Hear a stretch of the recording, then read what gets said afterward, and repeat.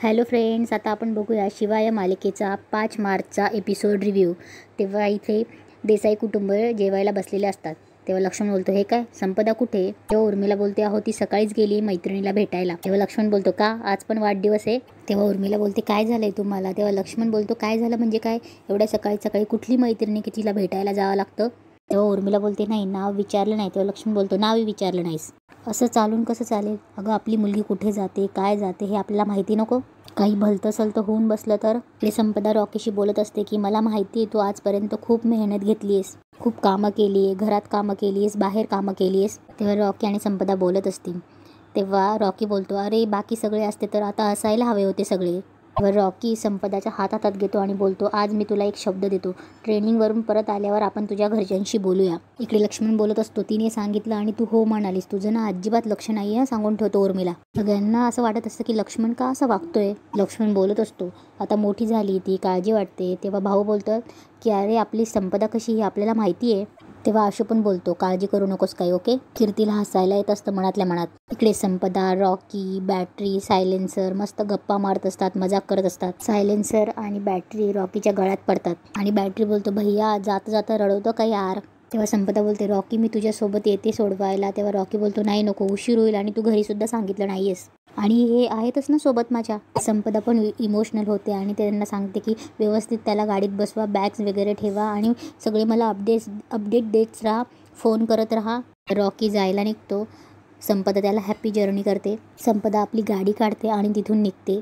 संपदा गेल्यावर बॅटरी आणि सायलेन्सर रॉकीला धीर देतात आणि ते तिथून जायला निघतात। काही गुंड समोर उभे असतात आणि उगाचच बडबड करत असतात, आजकालच्या मुलांचं खूप चांगलं झालंय, एका श्रीमंत मुलीला पकडायचं, मग काय आपली लाईफ निवांत सुरू होते। रॉकी पुढे होणार तेवढ्यात सायलेन्सर आणि बॅटरी त्याला पकडतो आणि बोलतो, आपण जाऊया ना? तेव्हा बॅटरी पण बोलतो, भाई चल भाई। ते गुंड बोलतच असतात, तुला पण हवी तर सांग ना, मिळवून देतो श्रीमंताची पोरगी। व त्यातला एक बोलतो, नाही नाही आपल्याला तीच पाहिजे, जाम आवडली आपल्याला, काय कडक मिठी मारली होती रे। ते गुंड छेडत असतात। रॉकीला राग येतो, रॉकी मागे बघतो तेवढ्यात ते गुंड बोलतात, भाई हिरोला राग आला ह?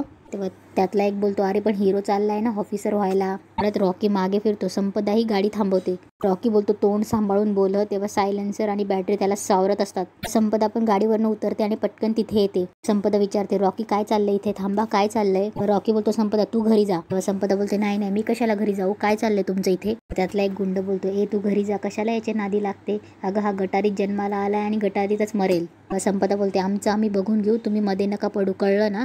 तो गुंड बोलतो, नाही हा ना आता कुणाला बघायच्या लायकीचा राहणार नाही। सायलेन्सर बोलतो, रॉकी तू यांच्या नादाला लागू नको, आपण जाऊया ना, चल। तो गुंड बोलतो, छोटू बरोबर बोलला, तू हिच्या नादाला लागू नको, चल। अरे तुझा खिसा पण पूर्ण नाही हिला पोसायला, कशाला तिचं आयुष्य खराब करतो? तू ना तुझ्या लायकीचं बघ, चल निघ। रॉकी बोलतो, हे बघ तू मला शिकवू नकोस मी काय करायचं ते। तो गुंड रॉकीची कॉलर पकडतो आणि बोलतो, तिच्याकडे बघायचं नाही आणि हिचा नाद सोडायचा। रॉकी हात झिरकाडतो आणि बोलतो, तो माझा प्रश्न आहे, जा। त्यातल्या एक गुंडाला बॅटरी पकडतो आणि सनकणी कानाखाली वाजवतो। ते लोक बॅटरीला मारतात। सायलेन्सर त्या गुंडाला पकडतो आणि बोलतो, तू कसा काय हात लावलास त्याला? तो गुंड बोलतो, मोटू का बतलू, तुला पण लय खाजरे। सायलेन्सरला पण फेकून लावतात। रॉकी सुटतो, ते लोक रॉकीचा गळा धरतात। तेव्हा रॉकीमध्ये आणि त्या गुंडामध्ये झटापटी होते। संपदा सोडवण्याचा प्रयत्न करते, ते लोक रॉकीला मारतात, रॉकीला खाडी पाडतात, त्याच्या हातापायांवर लाताबुक्क्यांनी मार करतात। संपदा मध्ये जाते तर तिलाही अडवतात।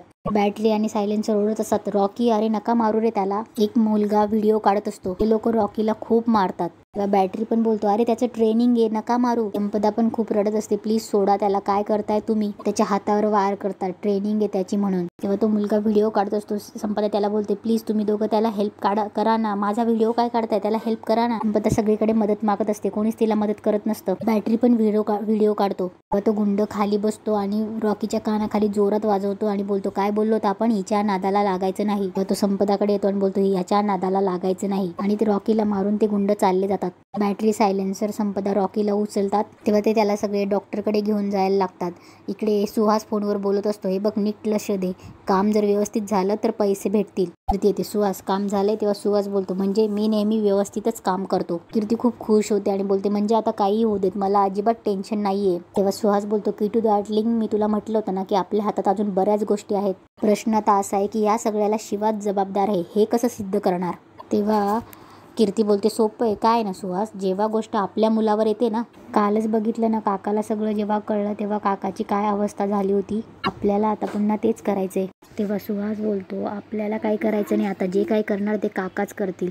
तेव्हा कीर्ती बोलते आपल्याला फक्त आता काकाला दिशा दाखवायची. इकडे रॉकीच्या हाताला प्लास्टर करतात तेव्हा सगळी पाना गँग असते आणि बोलते की रॉकी सॉरी यार, आम्ही असायला पाहिजे होतं तिथे.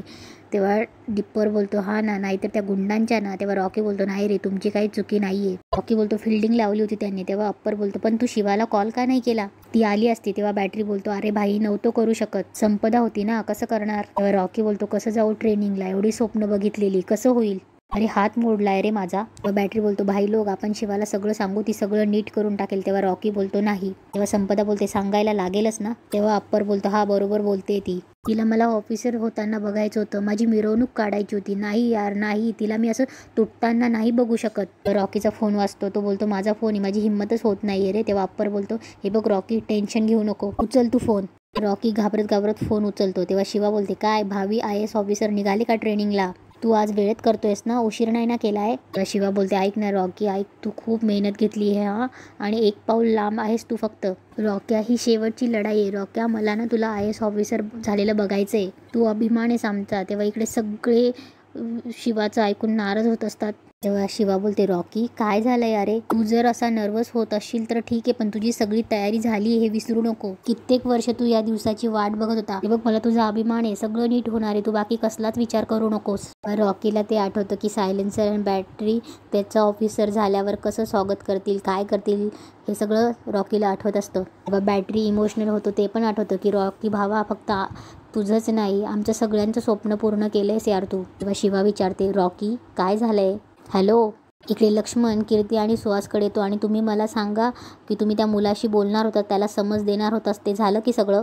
कीर्ती बोलते हो आम्ही तेच सांगायला तुला आलो होतो, त्या मुलाला आपल्या माणसांनी चांगली समज दिलेली आहे, आता तो काही संपदाशी बोलायची सुद्धा हिंमत करणार नाही. तेव्हा लक्ष्मण बोलतो चला ही एक बरी गोष्ट झाली. तेव्हा कीर्ती बोलते पण तुला असं वाटतंय का हा विषय इथेच संपणार आहे. तेव्हा लक्ष्मण बोलतो नाही मला माहिती हा विषय इथेच संपणार नाहीये, पण तात्पुरता थोपवून धरलाय, मला या विषयाच्या मुळाशी जावंच लागेल. मला वाईट याचं वाटतंय की संपदाने माझा विश्वास तोडलाय, तडा गेलाय माझ्या विश्वासाला. तेव्हा सुहास बोलतो काका मला काय वाटतंय माहितीये का, याचं उत्तर आपल्याला आपल्याच घरात मिळणार आहे, कारण संपदाची खरं तर याच्यात काहीच चूक नाहीये, सगळ्याला जबाबदार कोण असेल तर ती असेल शिवा. कीर्ती पण बोलते हो खरंय, संपदाचं त्या वस्तीत जाणं, त्या मुलाला भेटणं याला शिवाच जबाबदार आहे. बघ काका संपदाने फक्त आपल्यापासून हे लपवून ठेवले बस, कीर्ती हे समोर येईल तेव्हा काय करणार शिवा. सुहास बोलतो. कीर्ती बोलते म्हणूनच मी म्हणते वेळीच हा विषय ठेचूया आणि तिला लगेच जाब विचारूया.